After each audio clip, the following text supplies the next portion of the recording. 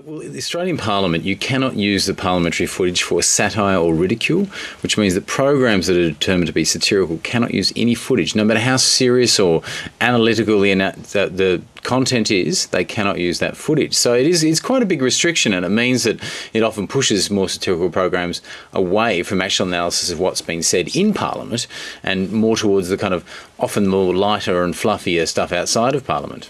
So why do you think the Parliament is so precious? Most people might think that politicians do satire and ridicule pretty well themselves, but why can't we actually use that vision for satire? Look, it's a law that's been on the books since we first broadcast Parliament back in the early 1990s, and the reality is that we don't really know why. There's very little discussion of it. A lot of the parliamentarians we've spoken to don't even have awareness that this rule exists. So the reasoning behind it is a bit hard. We're quite happy to argue against the reasoning, but we don't even know what that is. And the reality is that footage is used by news organisations, by chat shows, by morning news shows, by shows like Insiders even, and they use parliamentary footage and they use it for comedic purposes. So it's not necessarily, it doesn't restrict that to happening. It just seems to restrict satirical programs, which, whether it be merely comedic or whether it has some kind of actual analysis in it. Is Australia alone with these sort of restrictions, and do you think there may actually be a specific reason to protect the austere nature of the place, perhaps? I don't think that the reason to protect the austere nature of the place is really that relevant nowadays. I think the behaviour that's seen in Parliament and the way that footage is treated by other media organisations means that it's not really a law that serves any purpose.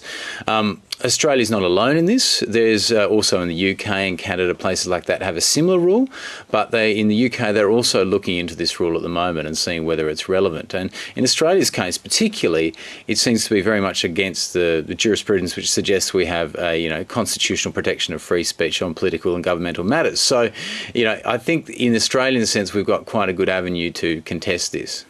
What do you have to do to change the rules? Which people do you have to convince? Well, there's currently a committee at Parliament, a joint committee of the Broadcasting and Parliamentary Proceedings Committee, which will actually get together and is looking into this. And we've put in a submission, along with other media organisations, on the general broadcast rules. And we're hoping that through discussing it with them and I guess just going through the problems with it, we can hopefully get it changed that way. It then has to go through Parliament as well. If not, I don't know. Maybe there's a legal avenue available, but that's a long way down the track. And we're hoping that just by actually having the conversation about it and showing that whatever purpose it has, it doesn't really serve that purpose, and it seems to be an unfair restriction on freedom of speech. We're hoping that maybe we can get it changed that way. Pollies can be a precious bunch. What do you think your chances are? I know. Well, I think inertia is probably against us a little bit, and politicians, certainly a lot of them we've spoken to seem to be quite, firstly surprised, and then like, well, that's fine. We should be able to be satirised. I mean, they get satirised in cartoons every day. It's not like it doesn't happen out there. It's merely that use of the parliamentary footage, which is, of course, quite central to a TV show, particularly.